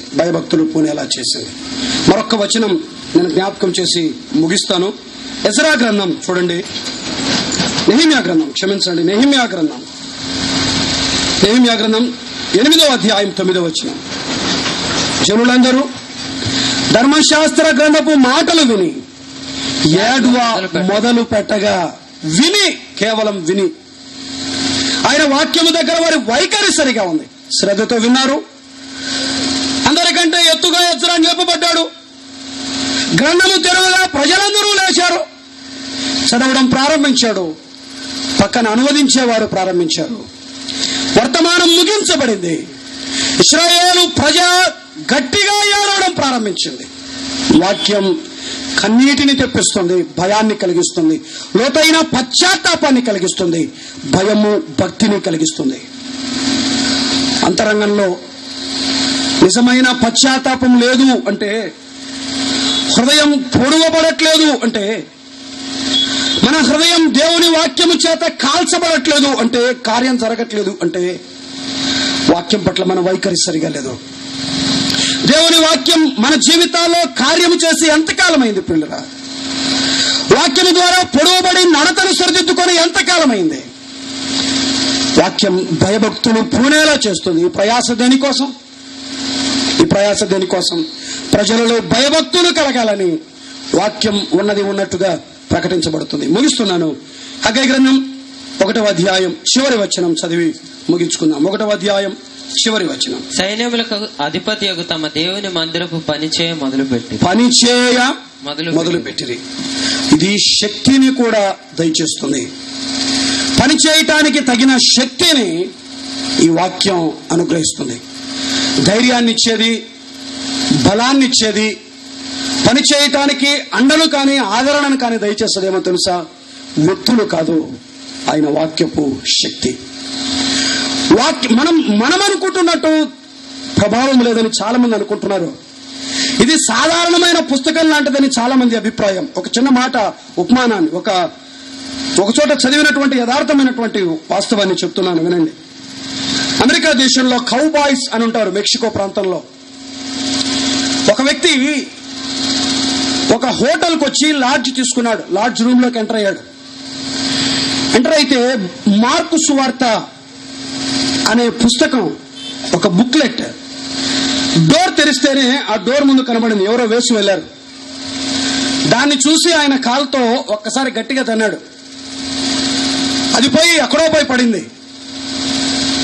ఆయన వెళ్లి బట్టలు విప్పి బాత్రూమ్కి వెళ్దామని స్నానం చేయడానికి అని బాత్రూమ్ దగ్గరికి వెళ్ళబోతూ ఉంటే బాత్రూమ్ దగ్గర తిరిగి అదే పుస్తకం కనబడింది. చేత్తో పట్టుకొని ఇసిరేశాడు. లోపలికి వెళ్లి స్నానం చేసి వచ్చాడు.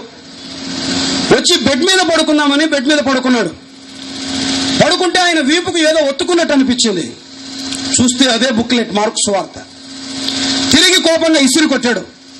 పడుకున్నాడు, లేచాడు. సాయంకాలం బయటికి వెళ్దామని ఆ అద్దము దగ్గరికి వెళ్లి నిల్చున్నాడు. ఆయన దువ్వెన అందుకోవడానికి అలా చేయి పెట్టగా ఆయనకు తగిలింది ఆ పుస్తకమే. తిరిగి ఇసిరి కొట్టాడు. బయటికి వెళ్ళాడు. రాత్రి వచ్చాడు. రాత్రి వచ్చిన ఆయన తిరిగి బెడ్ మీద పడుకున్నాడు. పడుకొని అటువైపు దొరలేలా చేయి పెట్టాడు. చేయి పెడితే చేతికి తగిలింది అదే పుస్తకమే. ఈయనకి ఏమీ నన్ను ఎట్లా పట్టుకుంది అని ఆ రాత్రి లేచి లైట్ వేసి ఏందో చూద్దామని ఓపెన్ చేసి చదవడం ప్రారంభించాడు. 1వ అధ్యాయంతో ప్రారంభించాడు. చివరి అధ్యాయాన్ని ముగించాడు. అదే రాత్రి అదే హోటల్ గదిలో తాను పాపినని ఒప్పుకున్నాడు. క్రీస్తును రక్షకునిగా అంగీకరించాడు. ఆయన బ్రతికినన్నాళ్ళు చేసిన పనేమో తెలుసా? మార్కు సువార్తను ముద్రించి ఆ పుస్తకాలు జీవితకాలం చనిపోయేంత వరకు ఆయన చేసిన పని ఏమంటే వాటిని ప్రింట్ చేయడం, పంచిపెట్టడం. చచ్చేంత వరకు ఆయన చేసిన పని. ఎవరు ప్రసంగించారు? ఎవరు అనువదించారు? ఎవరు చక్కగా చెప్పిన వర్తమానికులు ఉన్నారు? చదవగా హృదయములో కార్యము జరిగిస్తుంది వాక్యం. ఒక పని చేయడానికి శక్తినిస్తుంది వాక్యం. 4 ఏళ్ల క్రితం, 3 ఏళ్ల క్రితం నా జీవితంలో జరిగినటువంటి ఇన్సిడెంట్ ఇది. నా భార్య 2-3 సార్లు గర్భస్రావం జరిగిన తర్వాత 3వసారి కుమార్తెను ప్రసవించింది. కుమార్తె పుడితేనే ఆ 2 కాళ్ళు, ఆ మోకాళ్ళ దగ్గర జాయింట్స్ కొంచెం డిస్టెన్స్ తో పెట్టింది. మోకాళ్ళు కిందికి వంగుతుంది, పైకి కూడా వంగుతుంది. నా కూతురుది చూసి భయపడ్డాం. ఇటువైపు సాధారణంగా మోకాలు బెండ్ కాదు, కానీ ఇటువైపు కూడా తిరిగేది, కిందికి తిరిగేది. పుట్టిన వెంటనే చూస్తుంది. 3 సంగతులు అబార్షన్స్ అయిన తర్వాత 4th బేబీ బాగుంటుంది అనుకుంటే ఇట్లాంటి దాన్ని ఇచ్చాము ప్రభువా. చూస్తేనే కళ్ళ నిండా నీళ్ళు వచ్చాయి. నాకు ఏడ్చుకుంటూ ఇంటికి పోయాను. 3 గంటల వరకు పడుకున్నాను. 10 గంటలకు పడుకున్నామని 3 గంటల వరకు పడుకున్నాను. నిద్రపోలేదు, కానీ కళ్ళ నిండా నీళ్ళు ఉన్నాయి. ఎవరికి చెప్పలేదు. ఎందుకో లేచి మనసు బాగోక ఎడారిలో సెలయాలని ఒక పుస్తకం పక్కన కనిపించింది. ఊరికి ఆ పుస్తకాన్ని ఇలా చూశాను. ఏమీ చదవలేదు, వచనం చదవలేదు. పైన వచనం రాయబడి ఉంది, నేను చేయబోవు కార్యం నువ్వు నిశ్చయముగా చూచెదవు. అంతే, అదొక్క వచనం చదివాను అంతే. మిగతా చదవాలనిపించలేదు. ఒక్క మాట, అదొక్క మాట చదివి మూసేశాను. నాకు తెలియకుండానే నాలో ఎందుకో గొప్ప ఆదరణ కలిగింది. ఏదో ధైర్యం వచ్చినట్టు అనిపించింది. పుస్తకాన్ని మూసాను, స్నానం చేశాను, తిరిగి నా భార్య దగ్గరికి వెళ్ళాను, నా కుమార్తెను మనస్ఫూర్తిగా చూసుకున్నాను. ఎందుకో ఆ మాట గొప్ప ఆదరణ కలిగించింది. తిరిగి వాళ్ళ ఇంటికి తీసుకొచ్చిన తర్వాత నా కుమార్తెను హాస్పిటల్కి తీసుకువెళ్ళి 3rd డే 4 నెలలు అవుతుంది కాళ్ళు కట్టుకోవడానికి అన్నాడు. 2 వారాల తర్వాత కాళ్ళు కట్టుకున్నాయి. ఇప్పుడు నా కుమార్తెను పట్టుకోవడం నాకే చేత కాదు, అంత వేగంగా పరిగెడుతుంది. ఒక్క మాట అది నాన్న కృంగిపోయిన నా మనస్సుకు ఎవరు వచ్చి నన్ను ఆదరించలేదు. నన్ను వచ్చి ఎవరు కంఫర్ట్, చాలా మంది అన్నారు ఏం కాదు. డాక్టర్ మాటలు నాకు నెమ్మది కలిగించలేదు. పక్కనున్న వేరే వాళ్ళ మాటలు ఎవరిగా నెమ్మది కలిగించలేదు. పుస్తకంలో చదివిన ఆ ఒక్క వచనం నేను చేయబో కార్యం నువ్వు నిశ్చయముగా చూచెదవు, అదొక్క మాట తెలియని శక్తిని పుట్టించింది, ఆదరణను కలిగించింది, ప్రభావాన్ని కలిగించింది. ప్రియులారా, సామాన్యమైన పుస్తకంగా భావించకండి. దీనిలో అద్భుతమైన ప్రభావం ఉంది, శక్తి ఉంది. ఎవరు ఉన్నా లేకపోయినా, ఎవరు మనతో మాట్లాడినా మాట్లాడకపోయినా, ఆదరించినా ఆదరించకపోయినా శక్తినిచ్చేది, ఆదరణనిచ్చేది, ధైర్యాన్నిచ్చేది, ఊరటనిచ్చేది, ప్రోత్సాహాన్నిచ్చేది వాక్యమే. ఇప్పుడు ఆగిపోవాలి. వాస్తవానికి గ్రంథం ఎన్ని మార్లు మాట్లాడింది, ఎన్ని మార్లు శక్తినిచ్చింది, ఎన్ని మార్లు ప్రేరేపణ కలిగించింది, ఎన్ని మార్లు మనల్ని తిరిగి ఉజ్జీవింప చేసింది, ఎన్ని మార్లు మన కన్నీటిని తుడిచింది. ఇంత శ్రేష్టమైన ఈ వాక్యం కావలసిన శక్తిని అంతటిని ఈ గ్రంథం దయచేస్తుంది. పిల్లరా, సరి అయిన వైఖరి కలిగి ఉన్నాం. సరి అయిన వైఖరి కలిగినప్పుడు మన జీవితాల్లో ఖచ్చితంగా వాక్యం సరి అయిన ఫలితాలను కలిగిస్తుంది. వాక్యము ద్వారా ఫలితము పొందట్లేదు అంటే వైఖరి సరిగా లేదు. జాగ్రత్త, సరి అయిన వైఖరితో ఆయన దగ్గరికి వద్దాం. కార్యము తప్పకుండా ఆయన వాక్యం చేస్తుంది. ఒకవేళ ఇంతవరకు దేవుని వాక్యం దగ్గర మీ ప్రవర్తన సరిగా లేకపోతే ఈ మధ్యాహ్న కాలం నుంచి ఒక నూతన తీర్మానానికి వద్దాం. జాగ్రత్తగా ప్రవర్తిస్తాను ప్రభువా నువ్వు మాట్లాడుతున్నప్పుడు, నీ సన్నిధిలో భయముతో ఉంటాను నాన్న నువ్వు మాట్లాడుతున్నప్పుడు, మనుషుల మాటలని ఎంచక నీ మాటలని. దేవా, నువ్వు యథార్థంగా నిర్మలముగా మాట్లాడే దేవుడవని వాక్యం దగ్గరికి వచ్చి మన ప్రవర్తనను సరిచేసుకుందాం, సరిదిద్దుకుందాం. వాక్యం సరి అయిన ఫలితాలను ఇశ్రాయేలీల బ్రతుకుల్లో కలిగించినట్లు మన బ్రతుకుల్లో కలిగిస్తుంది. అలాగూ చేయటానికి ప్రభువే మనకు సహాయం చేయను కాక. చిన్న ప్రార్థన. దయగల ప్రభువా, మిమ్మల్ని స్తుతిస్తున్నాం. ఈ మధ్యాహ్న కాలం బయటికి మీరు తెచ్చిన తలంపుల కొరకై స్తోత్రం. కొందరి హృదయాల్లోనైనా ఒక్క మాట అయినా కార్యం జరిగించుంటుందని నమ్మి మిమ్మల్ని స్తుతిస్తున్నాం. దేవా, ఉన్న ఈ కొద్ది కాలం మీ కొరకు మరింత నమ్మకంగా జీవించడానికి